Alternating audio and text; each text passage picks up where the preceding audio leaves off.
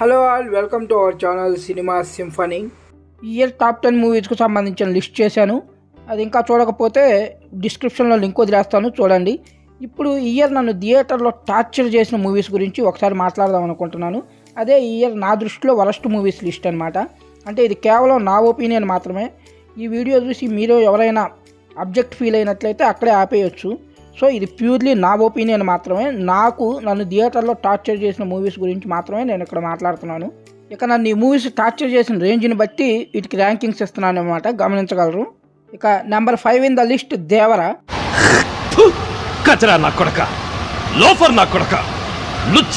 నన్ను చుట్టుకున్నా ఏమైనా అనుకున్నా సరే, నాకైతే ఈ మూవీ చూస్తుంటే ఏదో వీధి నాటకం చూస్తున్నట్లు అనిపించింది. ఒక్క సీన్ కూడా కరెక్ట్గా ల్యాండ్ అవ్వలేదు. ఎన్టీఆర్, అనిరుద్ధ్ వీళ్ళని పక్కన పెట్టేస్తే ది వరస్ట్ మూవీ ఎవర్ అయి ఉండేది ఈ మూవీ ఖచ్చితంగా. ఇక ఫస్ట్ హాఫ్ అయితే ఎలాగోలా గెంటుకుంటూ వెళ్ళిపోయాను, కానీ ఇక సెకండ్ హాఫ్కి వచ్చాకే టార్చర్ చూపించారు అసలు. ఇక థియేటర్లో నాది చూడాలి, ఇక నాది అసలు నా ఎక్స్పీరియన్స్ దీని అమ్మాయి ఏం టార్చర్ రా బాబు అనిపించింది. అసలు ఆ హీరోయిన్ క్యారెక్టర్ ఏంటో, అసలు ఒక్క క్యారెక్టర్కి సరైన ఇది లేదు. అసలు మెయిన్ క్యారెక్టర్కే అసలు సరిగ్గా జస్టిఫై చేయలేదు నన్ను అడిగితే. ఒక్క ఎన్టీఆర్, అనిరుద్ధ్ని పక్కన పెట్టేస్తే అసలు సినిమాలో ఏముంది? ఏమీ లేదు అసలు చెప్పుకోవడానికి. జూనియర్ ఎన్టీఆర్ 6 ఏళ్ల తర్వాత సోలో హీరోగా చేస్తున్న సినిమా కాబట్టి నేనైతే చాలా అంచనాలు పెట్టుకున్నాను. ఎందుకంటే ఒకవైపు కొరటాల శివ కూడా ఆచార్య మూవీతో దెబ్బతీని ఉన్నాడు. సో ఈసారి గట్టిగానే చేసుంటారని చెప్పి అంచనాలతో వెళ్ళాను నేను థియేటర్కి వెళ్ళాక ఇక నా పని సముద్రం మట్టమే. ఇక ఎంతకాలం ఈ రొటీన్ సినిమాలు తీసి ఆడియన్స్ని ఎదవలా చేస్తారో నాకైతే అర్థం అవ్వట్లేదు. ఇక దీని తర్వాత వచ్చే మూవీస్ అన్నీ ఒకదాన్ని మించిన రాడ్డు ఒకటి. ఇక వీటిని ఏ ఆర్డర్లో పెట్టాలో కూడా నాకు అర్థం కాలేదు, ర్యాండమ్గా చెప్పుకుంటూ వెళ్ళిపోతున్నాను. ఇక నెంబర్ 4 ఇన్ ద లిస్ట్ మన Kondanna lungi star sorry the family star. దీన్ని రాడ్ అనటం కంటే ఇయర్ వచ్చిన ఒక గొప్ప ఆనిముత్యం అని చెప్పొచ్చు. అసలు ఈ మూవీలో ఉండే డైలాగ్స్ కానీ, ఆ సీన్స్ కానీ, ఆ పేపర్ దోసేయటం ఏందో, ఆ లుంగీలు కట్టుకు తిరగటం ఏందో, అసలు cringe stuff, worst comedy. Ravibabu వాళ్ళ ఫ్యామిలీలో లేడీస్ని కించపరిచాడని చెప్పి అక్కడ ఒక ఫైట్ ఉంటుంది. ఆ ఫైట్ యాక్షన్ సీక్వెన్స్ వరకు ఓకే, కానీ ఆ తర్వాత మన కొండ అన్నది ఒక డైలాగ్ ఉంటుంది. మీ ఇంట్లో కూడా లేడీస్ ఉన్నారు, నీకైనా ఒక ప్లాట్ కావాలేమో, నాకు చెట్లు పొట్టలు చాలు అని ఒక డైలాగు. అసలు ఆ డైలాగ్ విన్నాక నాకైతే ఇప్పుడు ఎక్కడ కొట్టాలరా, నిన్ను కొట్టకుండా పనే మార్గం లేదా? ఇలాంటి విర్రాకు సినిమాలు తీయటం మానేస్తే కాదు. ఈ మూవీలో హీరో ఫ్యామిలీస్కి అంత రెస్పెక్ట్ ఇచ్చినప్పుడు అవతలలో కూడా ఫ్యామిలీసే కదా, వాళ్ళ ఫ్యామిలీస్లో వాళ్ళ లేడీస్ గురించి మరి ఎలానా ఒక హీరో క్యారెక్టర్ ద్వారా అసలు ఎలాంటి డైలాగ్స్ చెప్పించడం అంటే మరి సమాజానికి ఏం మెసేజ్ ఇద్దాం అనుకుంటున్నారో పేతలన్నా ఏంటో నాకు అర్థం అవ్వలేదు. అన్న కొనన్నా, నువ్వు సినిమాలు తీయటం మానే అన్న. లాస్ట్ ఇయర్ లైగర్ అన్నావు, ఇప్పుడేమో ఫ్యామిలీ స్టార్ అన్నావు, మాకేమో సంవత్సరానికి ఒక 70 mm రాళ్ళు దించుతున్నావు నువ్వు. ఇక మన లుంగీ స్టార్ అంటే దీనికంటే కడిగిన ముత్యం ఇంకొకటి ఉంది.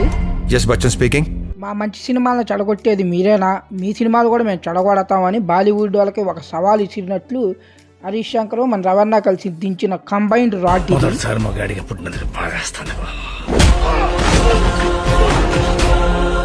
ఇదే ఆడదనగా పుట్టుంటేనా?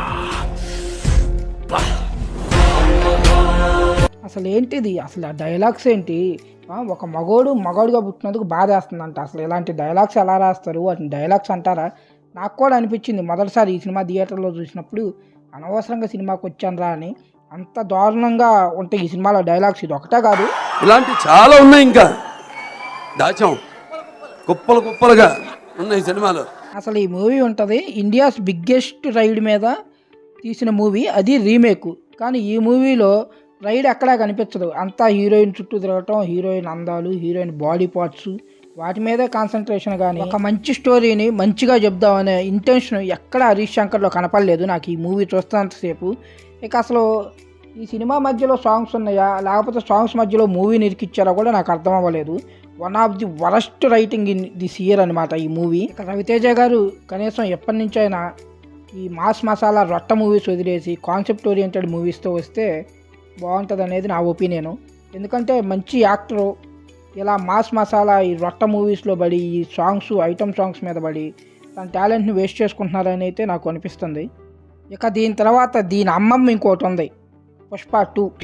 అడ్రస్ చెప్పు నీది ఒకసారి. అడ్రస్ పెట్టు, నాకు పెట్టు అడ్రస్ పెట్టు, ఫాస్ట్ పెట్టు అడ్రస్. నువ్వు నాకు అడ్రస్ పెట్టు, నాకు అర్జెంట్గా అడ్రస్ పెట్టాలి. నువ్వు అడ్రస్ పెట్టు. చెప్పాను కదా, ఇది ప్యూర్గా నా ఒపీనియన్. నాకైతే ఈ మూవీ అస్సలు నచ్చలేదు. సినిమా మొత్తం పుష్ప పుష్ప పుష్ప పుష్ప తప్ప అసలు సినిమాలో కథ లేదు, కాకరకాయ లేదు. నాకైతే పుష్ప 2 ది వరస్ట్ మూవీ ఎవరు అనిపించింది. ఈ మూవీలో రష్మిక క్యారెక్టర్ అయితే most problematic women character in TFI. ఎందుకంటే సుకుమార్ గారు లాంటి జీనియస్ నుంచి నేను ఎలాంటి అసలు ఒక ప్రోడక్ట్ని నేను ఎక్స్పెక్ట్ చేయలేదు. భోజ్పురిలో కూడా హీరోయిన్ క్యారెక్టర్స్ని ఎలా అయితే చూపించరు. ఎందుకంటే సుకుమార్ గారు ప్రీవియస్గా తీసిన మూవీస్ అన్నిటిలో ఉమెన్ క్యారెక్టర్స్కి చాలా ఇంపార్టెన్స్ ఉంటుంది, చాలా స్ట్రాంగ్గా చూపిస్తారు.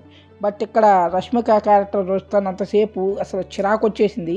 ఇక హీరో క్యారెక్టర్ కూడా అల్లు అర్జున్ యాటిట్యూడ్ అయితే ఆ యాక్టింగ్ పక్కన పెట్టేస్తే, అల్లు అర్జున్ యాక్టింగ్ బాగా చేశాడు, అది పక్కన పెట్టేస్తే ఆ హీరో యాటిట్యూడ్ ఏదైతే ఉందో ఎంత పరమ వరస్ట్గా ఉందంటే ఆ గుట్కా నవ్వులుకుంటా తుపుక్కు అని ఊసుకుంటూ చిరాకు వచ్చేసింది నాకైతే. ఇక ఈ మూవీలో విలన్ క్యారెక్టర్స్ గురించి ఎంత మాట్లాడుకుంటే అంత తక్కువ అనమాట. అసలు ఫాజిల్ క్యారెక్టర్ అయితే అసలు ఎందుకు అలా చేశారో అర్థం అవ్వలేదు. అసలు ఫస్ట్ పార్ట్లో చూసినప్పుడు ఆ ఎండింగ్కి వచ్చాకే ఫాజిల్ క్యారెక్టర్తో సెకండ్ పార్ట్లో ఒక రేంజ్ ఇది ఫేస్ ఆఫ్ ఉంటుంది అనుకున్నాను. బట్ అసలు కామెడియన్ కంటే దారుణంగా ట్రీట్ చేశారు. అసలు ఫాజిల్ క్యారెక్టర్ ఏముంది, సునీలు ఇలా విలన్ క్యారెక్టర్స్ అన్నీ కామెడియన్ కంటే దారుణంగా ఉన్నాయి.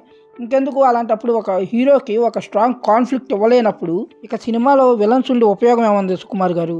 మీ ఇద్దరే చూసుకోవచ్చు కదా, మమ్మల్ని సావదంగా పోతే. ఇంతకుముందు నాకు సుకుమార్ గారి పేరు వినగానే ఒక క్రియేటివ్ జీనియస్ అనిపించేది. బట్ ఇప్పుడు సుకుమార్ గారి పేరు వింటే ఒక రొటీన్ రొట్ట డైరెక్టర్ అనిపిస్తుంది.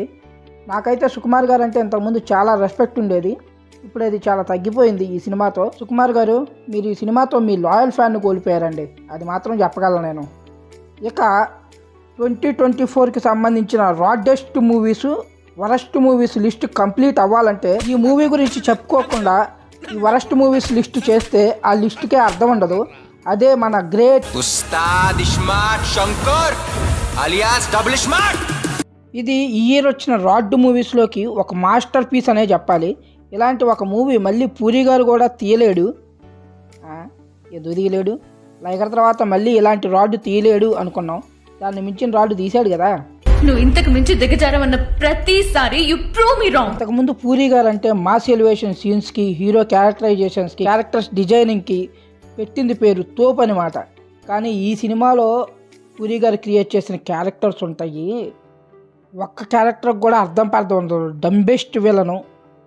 ఇక ఆలీ గారు చేసిన బోకా క్యారెక్టర్ అయితే టాలీవుడ్ ఫిల్మ్ హిస్టరీలోనే వచ్చిన అత్యంత బోకు క్యారెక్టరు. ఇక ఆ క్యారెక్టర్లో ఆలీ గారి పర్ఫార్మెన్స్ కానీ, మ్యానరిజమ్స్ కానీ, ఆలీ గారి క్యారెక్టర్కి ఇచ్చే ఎలివేషన్స్ కానీ, ఆ డైలాగ్స్ కానీ అసలు ఒక సి గ్రేడ్ మూవీ అనమాట. ఇది ఒక సి గ్రేడ్ మూవీ రేంజ్లో ఉంటుంది అతనికి ఇచ్చే ఎలివేషన్స్, ఆ క్యారెక్టర్ డిజైనింగ్ కానీ. ఇక దాని తర్వాత హీరోయిన్ క్యారెక్టర్ ఎంత వల్గర్గా చూపించాలో అంత వల్గర్గా చూపించారు. ఇక అసలు ఆ కెమెరా యాంగిల్స్ చూస్తే ఉల్లు సిరీస్లో కూడా అలాంటి యాంగిల్స్ పెట్టరు. హీరోయిన్ బాడీ మీదే పెట్టి కెమెరా, యువతల ఇంపార్టెంట్ సీన్ జరుగుతున్నా కానీ కెమెరా హీరోయిన్ బాడీనే కాన్సన్ట్రేట్ చేసి ఉంటుంది. అసలు లో యాంగిల్స్. అసలు పూరి గారి నుంచి ఇలాంటి గ్రేడ్ స్టఫ్తో ఒక మూవీ వస్తుందని అసలు నేనైతే ఎక్స్పెక్ట్ చేయలేదు. అసలు స్మార్ట్ పార్ట్ 1 బొక్కంటే ఏకంగా పార్ట్ 2 తీసేశారు. ఇక అది కూడా అప్పుడు కూడా పార్ట్ 1 కూడా ఏదో రామ్ పర్ఫార్మెన్స్ కోసం, రామ్ ఎనర్జెటిక్ పర్ఫార్మెన్స్తో ఆడింది తప్పితే ఆ పార్ట్ 1లోనే విషయం ఉండదు. మళ్ళీ పార్ట్ 2 తీసేశారు. ఇదైతే ఆల్ట్రా రాడ్డు, వామ్మో తలుచుకుంటేనే ఇదైపోతుంది బ్రెయిన్ అంతా.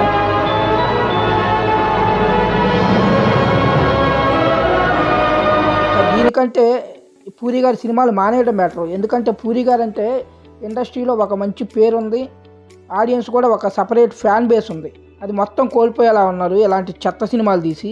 ఇది 2024కి సంబంధించి థియేటర్లో నేను వరస్ట్ ఎక్స్పీరియన్స్ తీసుకున్న రాడ్ మూవీస్ లిస్టు. ఇక మీకు ఈ 2024లో రాడ్ మూవీస్ అనిపించిన మూవీస్ ఏంటి అనేది మీ లిస్ట్ కింద కామెంట్ బాక్స్లో కామెంట్ చేయండి. మీకు కానీ ఈ వీడియో నచ్చినట్లయితే వీడియో లైక్ చేయండి, మీ ఫ్రెండ్స్కి షేర్ చేయండి. ఇలాంటి మూవీ రిలేటెడ్ కంటెంట్ కోసం ఛానల్ని సబ్స్క్రైబ్ చేసుకోండి. ఇది ఇంతవరకు, ఇంకో వీడియోతో మళ్ళీ కలుద్దాం. అంతవరకు సెలవు, by by, take care guys.